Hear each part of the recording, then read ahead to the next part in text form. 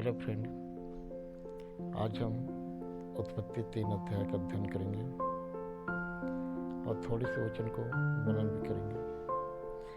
चलिए हम शुरू करते हैं।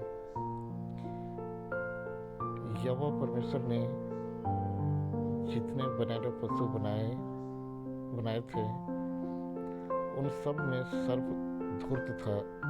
उसने स्त्री से कहा, क्या सच है कि परमेश्वर ने कहा, तुम इस वाटिका के किसी वृक्ष का फल न खाना।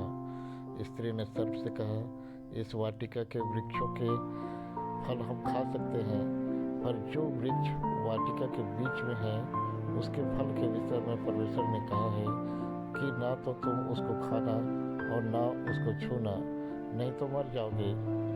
तब सर्प ने स्त्री से कहा, तुम निश्चय न मरोगे, वरन परमेश्वर आप जानता है कि जिस दिन तुम उसका फल खाओगे उसी दिन तुम्हारी आंखें खुल जाएंगी और तुम भले बुरे का ज्ञान पाकर परमेश्वर के तुल्य हो जाओगे।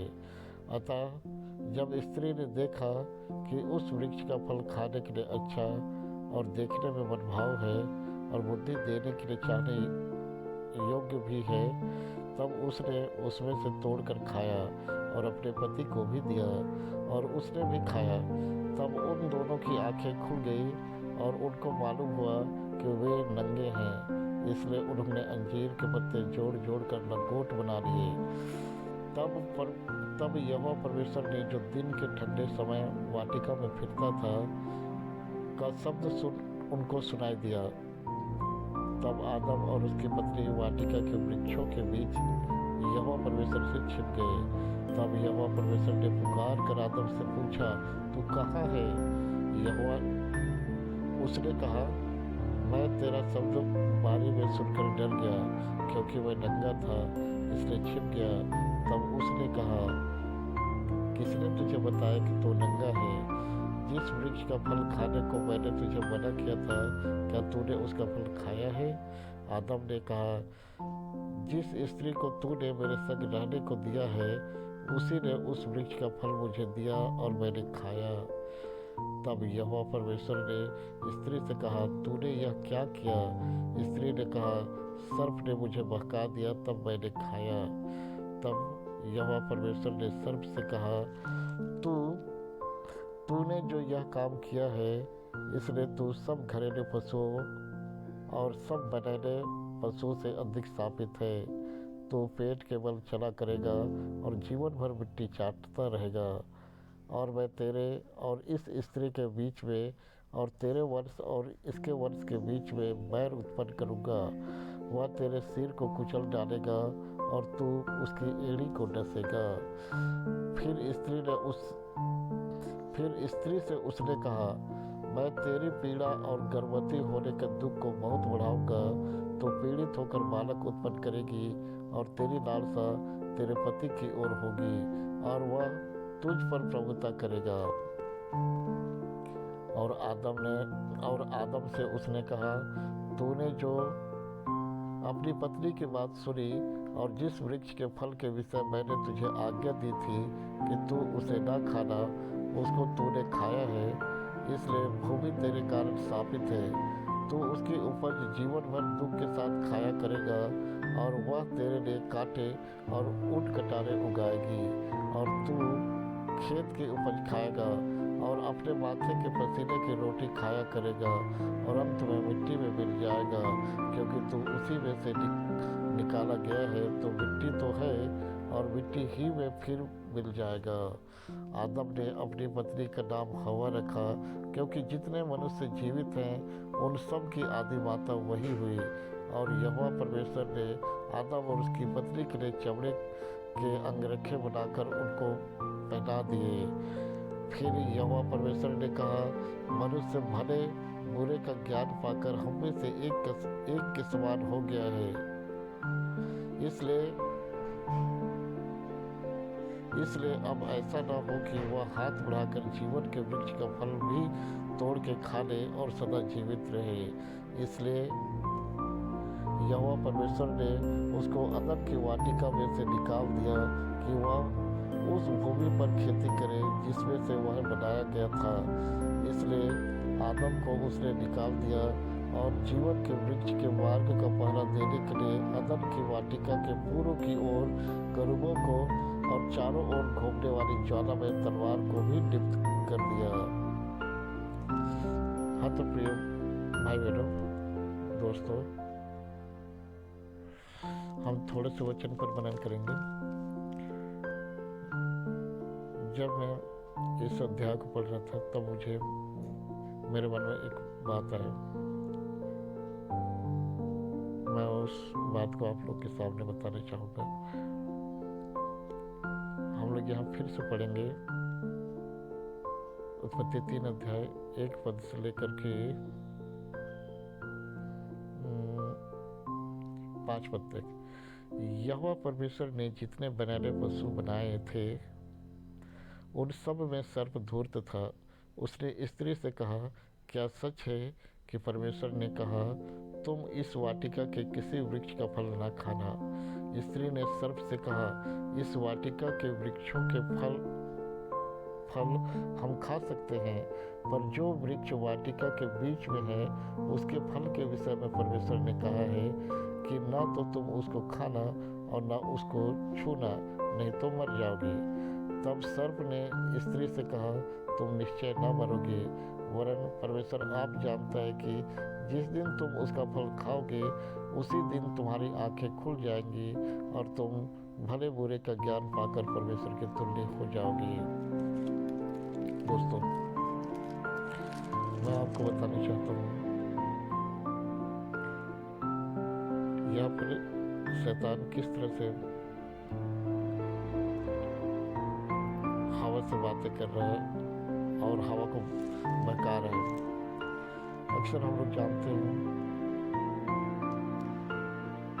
कि शैतान सांसारिक बातों को हमें दिखाता है और परमेश्वर आत्मिक बातों को, जो कि हमारे लिए बहुत ज़्यादा जरूरी है। दोस्तों, यहाँ पर शैतान अपने स्वभाव के अनुसार उनसी जैसा उसका स्वभाव है वैसा ही वो सांसारिक बातों को दिखा रहे हैं। क्योंकि जब उसने यीशु मसीह की परीक्षा ली, हम लोग जानते हैं मत्ती में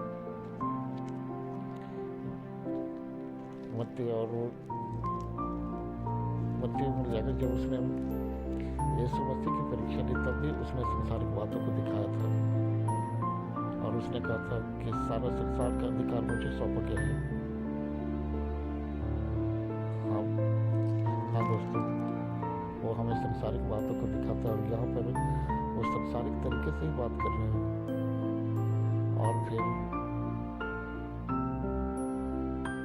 उसे कह रहा है कि और फिर जब हम लोग शैतान के नज़रिए से, जब उसकी बातों में आकर उसके नज़रिए से जब हम देखने लग जाते हैं, जैसा यहाँ पर आगे 6 पद में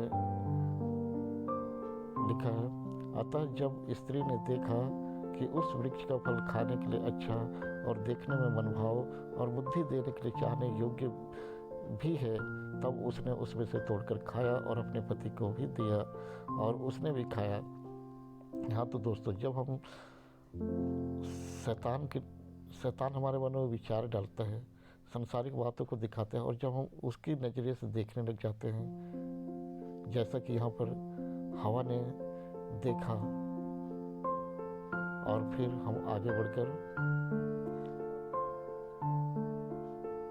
पाप को अंजाम देते हैं। जैसे यहाँ पे हवा ने देखा कि उस वृक्ष का फल खाने के लिए अच्छा है और मनभाव भी है देखने में और बुद्धि देने के लिए चाहने योग्य भी है, तब उसने उसमें से तोड़कर खाया और अपने पति को भी दिया और उसने भी खाया। हाँ तो दोस्तों, ऐसा ही होता है जब हम शैतान के नज़रिए से देखने लग जाते हैं और फिर हम आगे बढ़कर पाप को करते हैं। और फिर आगे पद में लिखा हुआ 7 पद में, तब उन दोनों की आंखें खुल गई और उनको मालूम हुआ कि वे नंगे हैं, इसलिए उन्होंने अंजीर के पत्ते जोड़ जोड़ कर लंगोट बना लिए।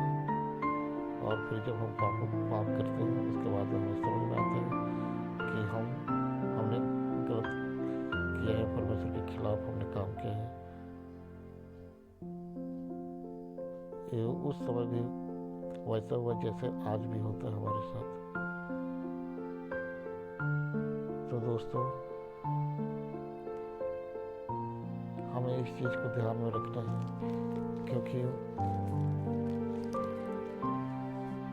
क्योंकि परमेश्वर हमारे लिए वो रखा है जो हमारे लिए सर्वोत्तम है, और हमारे लिए वो आत्मिक नजरिए से देखता है, और जो हमारे लिए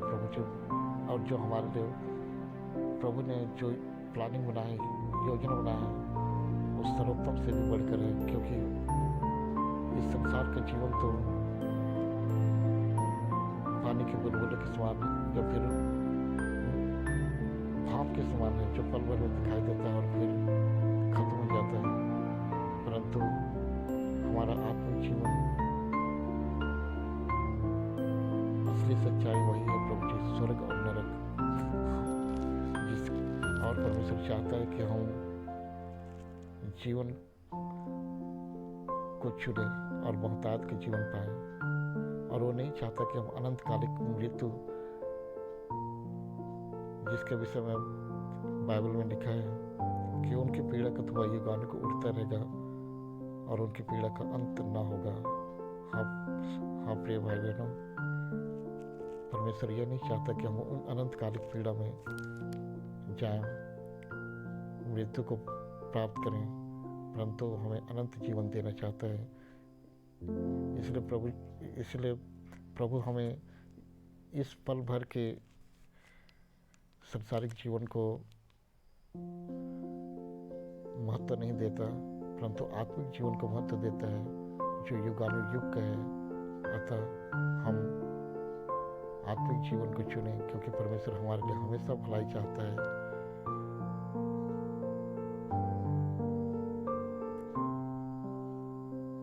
परमेश्वर इस वचन पर बहुतायत की आशीष दे।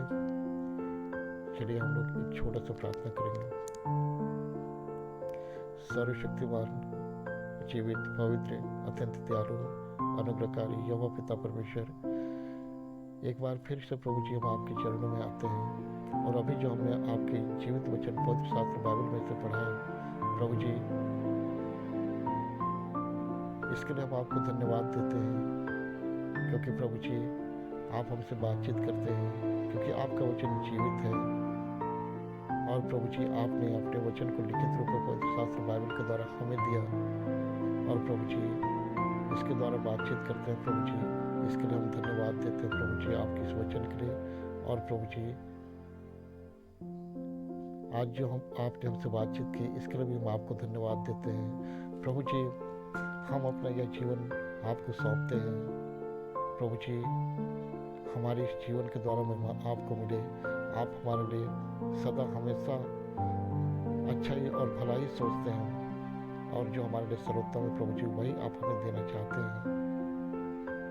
परंतु हम अपने ही लालसाओं और अभिलाषाओं और संसारिक दृष्टिकोण से प्रभु जी शैतान के नजरिए से देखकर हम अपने पापों में फंस जाते हैं। परंतु पिता परमेश्वर आप हमें बचाने के लिए हर समय तैयार रहते हैं। और पिताजी जब भी हम आपको पुकारते हैं आप हमारी सुनते हैं और आप हमारी सहायता करते हैं।